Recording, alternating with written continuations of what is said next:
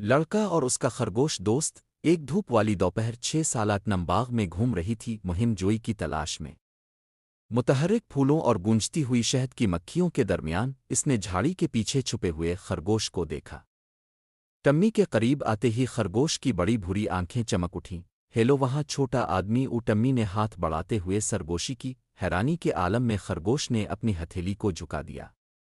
نم نے قہقہا لگایا اور خرگوش کو اپنی بانہوں میں پکڑ کر الفاٹے الف میں تمہیں بینی کہوں گا ٹمی نے کہا۔ جیسے جیسے دن گزرتے گئے ٹیمی اور بینی لازم و ملزوم ہو گئے۔